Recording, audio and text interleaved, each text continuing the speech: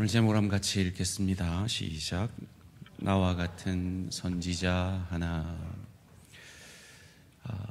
저희 평신도 훈련 프로그램 인루에 해당되는 처음 과정이 대양 가족의 삶입니다.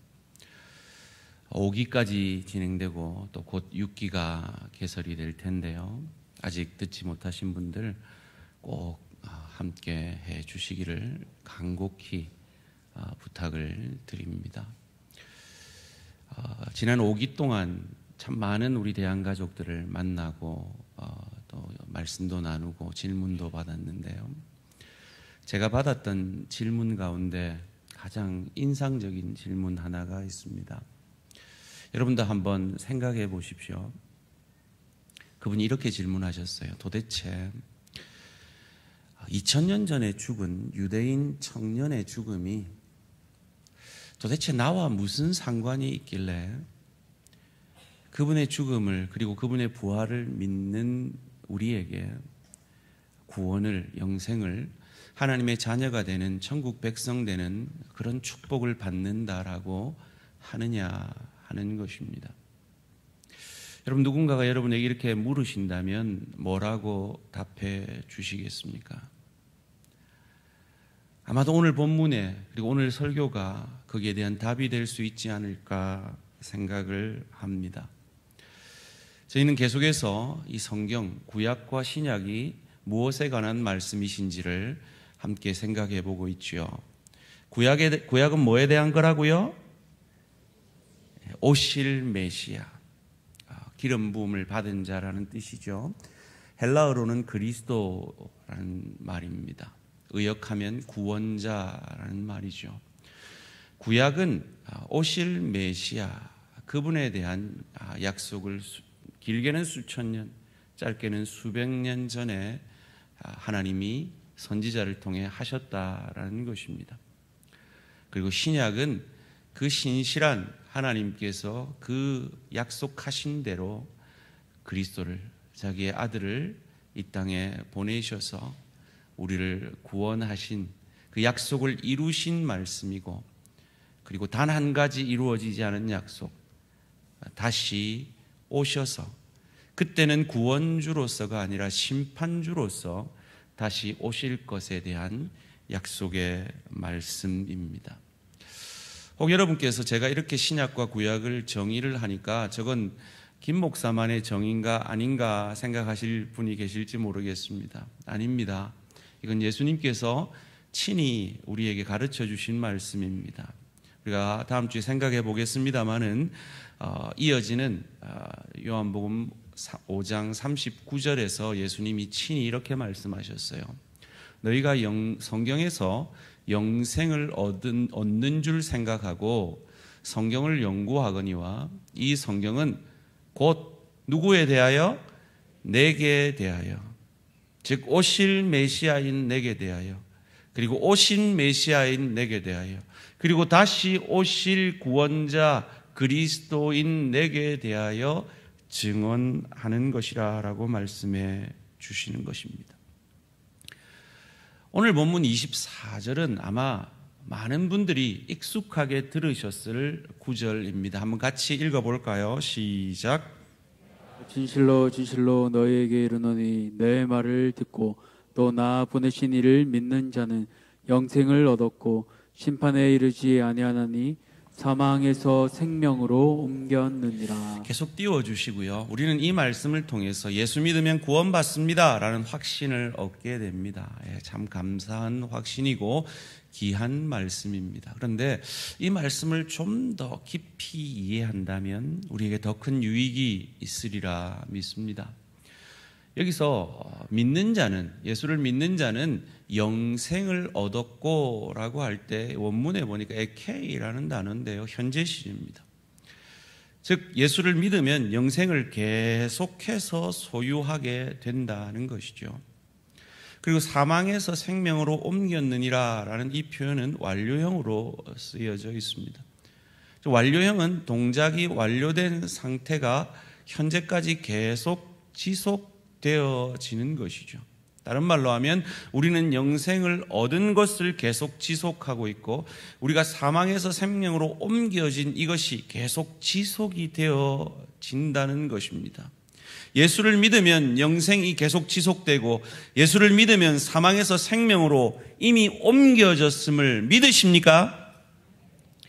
그래요, 우리는 믿습니다. 그런데 믿는 자들의 현실이 오늘 이 약속의 말씀과는 다르더라는 거예요. 괴리가 있더라는 거예요. 오늘 1부 때 제가 우연찮게 어떤 한 여집사님이 교회를 오셔서 앉아가지고 처음 기도를 하는데 그 기도의 장면에 제가 눈에 띄었어요. 어떻게 기도를 하시냐면 아이고 이렇게 기도를 시작하시는 거예요. 혹시 이 말이 내 말인가 싶으신 분들 있으시죠? 지난 한 주간 얼마나 수고 많으셨습니까? 이 죄된 세상에서 먹고 살려고 얼마나 힘드셨습니까?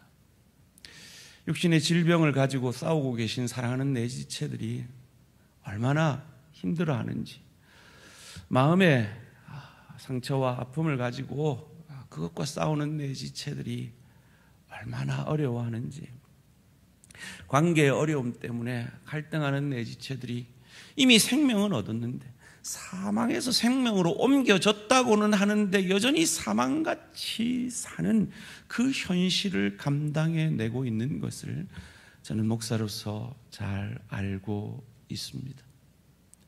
그런 현실을 사는 내 지체에게 오늘 이 말씀은 어떤 유익을 끼치는 것일까요? 요한복음은 주제가 생명입니다. 그리고 그 생명을 누리는 것이 믿는 자의 마땅한 모습이라고 말하고 있습니다. 그 동일한 말을 마태는 마태복음에서 하나님 나라로 설명하고 있습니다. 그런데 우리의 현실은 이 하나님 나라의 정의가 잘 보여주고 있습니다. 김세윤 박사님이라고 한국에 나온 유명한 신학자를 비롯해서 많은 신학자들이 하나님의 나라를 이렇게 정의를 합니다. 이미 이루어졌지만, 영어로 already, not yet, 아직 확인되지 않는 상태다. 방금 우리가 24절에서 생명이 우리에게 임하였습니다. 사망에서 생명으로 우리는 이미 옮겨졌습니다. 그런데 우리의 현실은 질병으로, 경제적 어려움으로, 관계적 어려움으로 이미 옮겨진 이 생명이 아니라 사망에 머물러 있는 것 같은 그 현실을 살고 있는 이유가 하나님 나라가 우리에게 이미 이루어졌지만 아직 완전히 확인되지 않았기 때문이라고 설명합니다. 그 이유가 주님이 다시 오시지 않았기 때문일 수 있지만 나라의 3요소, 영토, 국민, 주권의 관점에서 마태가 하나님 나라를 얘기할 때는 이 주권의 관점에서 얘기를 하는 겁니다. 즉 하나님의 사람들이 이미 생명으로 옮겨졌는데 하나님의 온전한 다스림을 받기보다 내 생각, 내 감정, 세상의 메시지에 영향을 받아 살기 때문에 그 현실은 선포되어지는 그 약속의 말씀과 다를 수 있다는 것이죠. 그것을 요한은 요한복음에서 그 풍성한 영생을, 생명을 누리지 못하는 모습으로 우리에게 설명하고 있습니다. 그런 현실을 살아가는 우리에게 요한은 오늘 본문을 통해서 아버지와 아들을 묶어내고 있습니다. 오늘 본문 전체에서 이게 똑같은 말이 반복되어지는 것 같은 말들이 계속됩니다. 결론은 아버지와 아들이 하나다라는 것이죠. 오늘 본문 19절 말씀입니다. 그러므로 예수께서 그들에게 이르시되 내가 진실로 진실로 너희에게 이르노니 아들이 아버지께서 하시는 일을 보지 않고는 아무것도 스스로 할 수 없나니 아버지께서 행하시는 그것을 아들도 그와 같이 행하시느니라. 계속해서 이어지는 본문들이 이 주제로 아버지와 아들이 하나다라고 설명을 하고 있습니다. 이것은 아마 유대 백성들, 이 성경을 처음 접하는 유대 백성들이라면 아마 더 쉽게 이해를 했을 겁니다. 유대의 문화는 아버지와 아들을 하나로 여깁니다. 왜냐하면 아버지가 가진 그 가업이 아들에게로 자연스럽게 이어지는 것이 유대의 문화였습니다. 그리고 그 가업은 자연스럽게 그 가업만의 비법이 전수가 되는 것이죠. 그러면 하나님 아버지가 우리 인간을 향하여서 하고자 하는 일이 무엇이었습니까? 그건 인간을 구원하시려는 일이었습니다. 그리고 그 구원의 일을 위해 내가 왔다라고 예수님이 설명을 하고 계신 겁니다. 왜 이 설명이 필요했습니까? 바로 직전에 예수님이 안식일에 율법을 범하면서 38년 된 중풍병자를 고치셨기 때문에 그 안식일을 범한 것 때문에 유대인들이 분노해서 예수님께 질문한 것 때문입니다. 그 질문에 대한 답이 무엇이었는지 기억나십니까? 17절 말씀입니다. 예수께서 그들에게 이르시되 내 아버지께서 이제까지 일하시니 나도 일한다 하시매, 그들이 안식일을 범한 것뿐만 아니라 아버지와 아들을, 하나님 아버지를, 그래서 이 하나님 아버지는 거룩하기 때문에 성경을 뺏겨 쓰는 그 기자들도 하나님이라는 그 글자를 쓸 수 없어서 아도나이, 주라는 글자를 쓸 정도로 거룩하신 하나님을 경외하는 유대인들에게 감히 이 갈릴리에서 온 한 청년이 아버지와 자기를 하나 된 것으로 묻고 있는 것입니다. 사실은 이 사건으로 인해 예수님은 십자가에서 죽임을 당하신 겁니다. 신성모독죄라는 이유로 말이죠. 여러분, 지난 한 주 일터에서 혹은 가정에서 혹 주의 교회를 섬기면서 참 억울하거나 참 상처받으신 일들 있으시죠? 그렇습니다. 참 세상은 참 억울한 일이 많습니다. 그런데 예수님보다는 억울하지 않잖아요. 예수님이 누구십니까? 하나님이십니다. 하나님이 하나님이라고 했다고 신성모독죄로 십자가에 달려 죽으셨습니다. 그분이 기적을 행하는데 귀신의 왕 바알세불을 힘입어서 귀신을 쫓아낸다, 기적을 행한다라고 억울한 누명을 쓰십니다. 사랑하는 성도님들, 뭔가에 억울해 계십니까? 상처받으셨습니까? 이런 억울함에도 불구하고 날 구원하기 위해 이 억울함을 참아내신 예수님을 바라보시고 그 마음의 상처가 회복되시기를 주님의 이름으로 축원합니다. 아들에게 더 큰 일을 보여주시겠다고 이어지는 20절에서 이렇게 말합니다. 아버지께서 아들을 사랑하사 자기가 행하시는 것을 다 아들에게 보이시고 또 그보다 더 큰 일을 보이사 너희로 놀랍게 여기게 하시리라. 지금 본문의 맥락 속에서 큰 일이 일어났죠. 어떤 큰 일이 일어났습니까? 38년 동안 꼼짝 못하던 중풍병자가 나음받는 큰 일이 일어났습니다. 그전에는 어떤 큰 일이 일어났습니까? 권력자이면서도 아들이 죽어가는 것을 어쩔 수 없이 지켜볼 수밖에 없었던 왕의 신하의 아들이 병에서 나음받아 살아나는 큰 일이 일어났습니다. 저와 여러분이 어떤 큰 일이 일어나면 놀라시겠습니까? 어떤 큰 일이 일어나면 하나님이 살아계시다 하겠습니까? 어떤 큰 일이 일어나면 하나님께 감사하겠습니까? 그것보다 더 큰 일이 저와 여러분, 죄인인 저와 여러분이 구원 얻은 그것이 더 큰 일임을 믿으시기를 주님의 이름으로 축원합니다. 그런데 우리의 현실은 그 구원과 사망에서 생명으로 옮긴 그 구원과는 너무나 다른 힘겨운 현실들이잖아요. 그런 우리에게 오늘 말씀은 도대체 어떤 의미가 있느냐는 거예요. 25절 말씀 함께 읽겠습니다. 시작. 진실로 진실로 너희에게 이르노니 죽은 자들이 하나님의 아들의 음성을 들을 때가 오나니 곧 이때라. 듣는 자는 살아나리라. 죽은 자들이 하나님의 아들의 음성을 들을 때는 심판의 주로 오실 때입니다. 심판의 메시아로 오실 때입니다. 그런데 이 심판이 얼마나 확실하냐 하면 오늘 이 25절 말씀의 원문을 보니까 처음 시작을 이렇게 시작합니다. 아멘, 아멘. 여러분, 아멘이 무슨 뜻이죠? 그렇게 될 것입니다. 예, 동의합니다. 그런 뜻이죠. 그런데 아멘은 그 시대 유대인들이 기도 마지막에 쓰는 게 아멘이었어요. 감히 인간이 내가 지금 말하는 이것이 그렇게 될 것입니다라고 말할 인간은 없습니다. 왜요? 우리는 아무리 그렇게 말을 해도 그것을 지킬 능력이 없기 때문에요. 그런데 하나님이신 예수님은 감히 이 고백을 하면서 아멘, 아멘으로 시작하고 있습니다.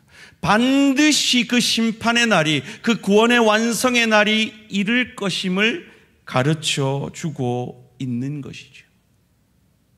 그런데 그런 하나님이시라면 굳이 아들을 인간으로 보내지 말고 자기가 우리를 그냥 구원해 내시면 되잖아요. 그런데 왜 그러지 않고 아들을 보내셔서 이 본문 가운데 아버지와 내가 하나다라는 이 메시지를 오늘 본문 가운데 계속해서 반복하고 있느냐는 거예요. 여기에는 바로 이 구약의 출애굽기 20장 18절에서 21절까지가 배경이 되어지는 것입니다. 출애굽기 20장 18절에서 21절까지 말씀입니다. 뭇 백성이 우레와 번개와 나팔 소리와 산의 연기를 본지라. 지금 이 산은 시내산입니다. 모세가 율법을 받으러 올라간 시내산입니다. 그들이 볼 때에 떨며 서서 모세에게 이르되 당신이 우리에게 말씀하옵소서. 하나님이 말씀하니까 우레 소리밖에 안 들리는 거예요. 그 거룩하신 하나님 앞에 서는 것이 두려운 거예요. 우리가 들으리이다. 하나님이 우리에게 말씀하지 말게 하소서. 우리가 죽을까 하나이다. 모세가 백성에게 이르되 두려워하지 말라. 하나님이 임하심은 너희를 시험하고 너희로 경외하여 범죄하지 않게 하려 하심이니라. 백성은 멀리 서 있고 모세는 하나님이 계신 흑암으로 가까이 가니라. 하나님이 시내산에서 말씀하니까 우레 소리 같은 거예요. 그러니까 하나도 안 들리는 거예요. 두려운 거예요. 그렇죠. 의로우신 하나님 앞에 서면 인간은 다 죽습니다. 죽어버려요. 죄인인 인간은 죽어버립니다. 그래서 그들이 말해요. 당신이 가서 듣고 우리에게 말씀해 주십시오. 그래서 모세가 하나님께로 갑니다. 하나님을 대면하여 죽지 아니한 유일한 인간이죠. 그리고 율법을 10계명을 받아 내려옵니다. 그런데 그 율법 앞에 인간은 어떤 존재라고요? 로마서 3장 20절이 그것을 가르쳐 준다고 말했죠. 그러므로 3장 20절 전까지 인간이 얼마나 죽을 죄인인지 죄의 목록을 다 얘기한 후에 그러므로 율법의 행위로 그의 앞에 의롭다 하심을 얻을 육체가 없나니 율법으로는 죄를 깨달음이라. 무슨 말입니까? 율법 앞에 자기들은 죽었구나. 그 고백밖에 할 수 없다는 거예요. 성경이 여기서 끝났다면 우리는 희망이 없죠. 그런데 성경의 보석 중에 보석절인 로마서 3장 21절이 있다 그랬습니다. 함께 읽습니다. 시작. 그러나 이제는 율법 외에 하나님의 한 의가 나타났으니 율법과 선지자들에게 증거를 받은 것이라. 그러나 전환이 되는 겁니다. 이제는 율법 외에 하나님의 한 의가 나타났다는 거예요. 근데 이 하나님의 의는 율법과 선지자들, 즉 구약에서 예언된 하나님의 한 의가 나타났다는 겁니다. 율법과 선지자들이 뭘 말했습니까? 절기 지키라고 말했습니다. 뭘 말했습니까? 제사드리라고 말했습니다. 뭘 말했습니까? 예루살렘 성전에 가서 제사드리라 그랬습니다. 뭘 말했습니까? 안식일을 지키라 그랬습니다. 자, 지금 제가 4가지를 말했는데요. 여러분, 이 네 가지를 여러분은 지키고 있다, 안 지키고 있다? 안 지키고 있다. 이제 큰일 났습니다. 이제 큰일 난 거예요.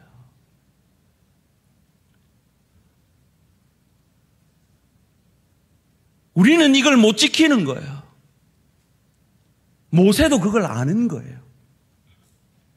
그래서 모세가 오실 메시아를 바라보고 이렇게 예언을 합니다. 신명기 18장 15절입니다. 내 하나님 여호와께서 너희 가운데 내 형제 중에서 너를 위하여 나와 같은 선지자 하나. 로마서 3장 21절로 말하면 하나님의 한 의, 나와 같은 선지자 하나를 일으키시리니 너희는 그의 말을 들을지어다.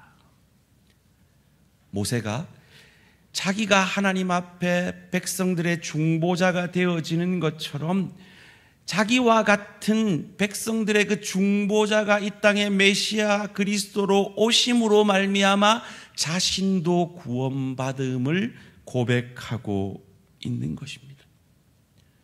시내산에서 그 율법을 받아 모세가 내려왔을 때 그들이 뭐 하고 있었습니까? 금송아지 만들어서 절하고 있었습니다. 그 금송아지의 이름이 뭐였습니까? 우리를 애굽에서 인도해낸 여호와였습니다. 이 율법이 지금 제1은, 자, 십계명 제1은 뭡니까? 하나님 외에 다른 신을 섬기지 말라. 제2는 그 어떤 형상도 만들지 마라 했는데 이 율법 앞에 그들이 그러고 있는 거예요. 그러면 저들 어떻게 돼요? 죽어요. 그러니까 중보자 모세가 유일하게 할 수 있는 일은 뭐예요? 그 율법을 깨뜨려 버리는 거예요. 그리고는 다시 하나님 앞에 올라가서 모세가 중보자로서 이렇게 기도합니다. 출애굽기 32장 31절 32절입니다. 모세가 여호와께로 다시 나아가 여짜오되 슬프도소이다. 이 백성이 자기들을 위하여 금신을 만들어 싸우니 큰 죄를 범하였나이다. 그러나 이제 그들의 죄를 사하시옵소서. 그렇지 아니하시오면 원하건대 주께서 기록하신 책에서, 생명책에서 내 이름을 지워버려 주옵소서. 자신이 이렇게 하나님 앞에 중보자의 역할을 하는 것처럼 나와 같은 선지자 하나가 이 땅에 오셔서 그 중보자의 역할을 메시아 그리스도 구원자로서 하실 것임을 모세는 멀리 바라봄으로 구원을 얻은 것입니다. 그래서 하나님이신 예수가, 심판권을 가지신 그 예수가 심판권을 내려놓고 친히 짐승 같은 삶을 사는 우리의 밥이 되어주기 위해 짐승의 밥통에 말 구유에 완전한 인간으로, 가장 연약한 인간으로 이 땅에 오셔서 누우셨던 겁니다. 그리고 인간이 늘 지는 그 시험을 인간 대신 중보자로서 대신 이겨주시고, 인간의 대표자인 마지막 선지자 세례 요한에게 세례받음으로 우리 모든 인류의 죄를 전가받으셔서 죄 없는 그분이 십자가상에서 저와 여러분의 죄로 인하여 하나님의 그 죄에 대한 심판을 오롯이 홀로 받아 죽어주시고 그 죽음에서 부활하심으로, 그리고 그 죽음에서의 부활이 나를 위한 부활인 것을 믿는, 나의 주로 믿는 저와 여러분에게 사망에서 생명으로 옮기는 역사를, 참 영원한 생명을 주셨음을 믿으시기를 주님의 이름으로 축원합니다. 예수님이 지금 그것을 위해 이적을 행하시고 표적을 행하고 계신데 이들은 못 알아듣는 거예요. 공경하지 않는 거예요. 그래서 예수님이 답답해서 23절 가운데 이렇게 말합니다. 이는 모든 사람으로 아버지를 공경하심 같이 아들을 공경하게 하려 하심이라. 아들을 공경하지 아니하는 자는 그를 보내신 아버지도 공경하지 아니하느니라. 그럼에도 불구하고 늘 넘어지고 쓰러지는 저와 여러분들을 향해 하나님은 뭐라 말씀하십니까? 이어지는 24절 다시 한번 한 목소리로 읽습니다. 시작. 내가 진실로 진실로 너희에게 이르노니 내 말을 듣고 또 나 보내신 이를 믿는 자는 영생을 얻었고 심판에 이르지 아니하나니 사망에서 생명으로 옮겼느니라. 아멘. 아멘. 아멘. 내가 너희를 공경하지 않는 너희를, 늘 쓰러지는 너희를, 기적만 보고 믿는 너희를, 오병이어의 기적을 보고도 먹고 배불러서 나를 따르는 너희를 향하여 구원을 시작하고 그 구원을 반드시 완성할 것이다 라고 약속하시기에 오늘 예배당에 와서 하나님 앞에 예배드리기 전에 기도하면서 아이고 한숨 쉴 수밖에 없는 현실을 살아낸 우리들, 내 육신의 질병으로, 내 경제적 어려움으로, 내 관계적 어려움으로 나 자신에게 실망하고 때로 하나님 앞에 실망하고 내 배우자에게 실망하고 내 부모와 자녀에게 실망하고 내 동료에게 실망하며 낙담하는 저와 여러분을 향하여 걱정하지 마라. 너 안에서 시작한 그 구원은 아멘 아멘 내가 반드시 완성할 것이다 약속해 주고 계신 겁니다. 심판주로 오실 주님에 대해서 이어지는 25절이 이렇게 말하고 있습니다. 진실로 진실로, 이것도 마찬가지입니다. 아멘 아멘 너희에게 이르노니 죽은 자들이 하나님의 아들의 음성을 들을 때가 오나니. 아직 확인되지 않았지만 심판주로서 예수님이 이 땅에 오실 그때가 오나니 곧 이때라. 나라, 내가 하나님의 나라라, 내가 생명이라. 듣는 자는 살아나리라. 혹 이 자리에 아직 믿지 않는 분이 계십니까?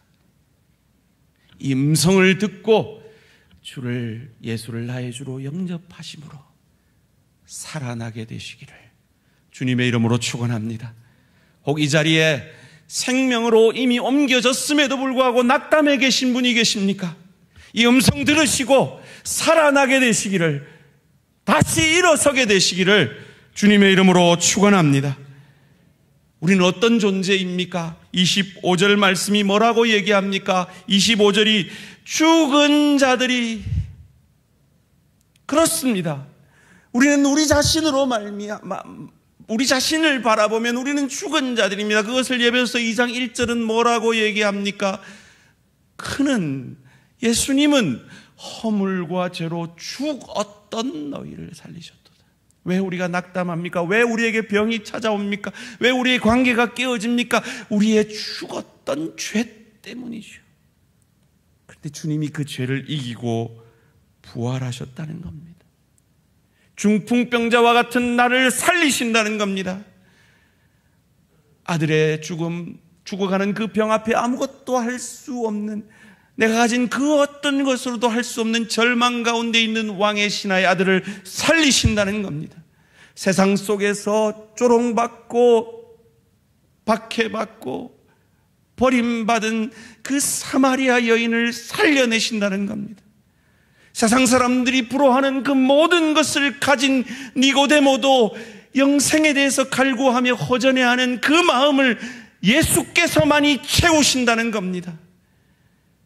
혼인잔치에 포도주가 떨어져서 난감해진 저와 여러분의 현실 속에서 하나님이 일하심으로 회복케 하시고 채워주시고 물이 포도주게 되는 역사를 우리 삶에서도 경험케 하실 것이라는 겁니다.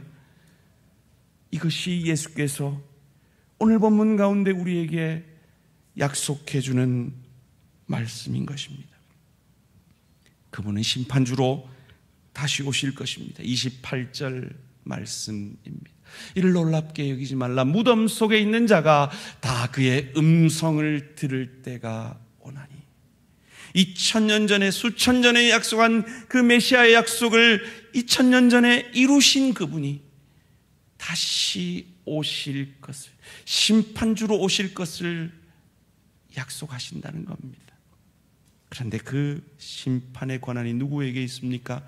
27절 말씀 함께 읽습니다. 시작. 또 인자됨으로 말미암아 심판하는 권한을 주셨느니라. 누구에게 있다고요? 예수님께 있다고요.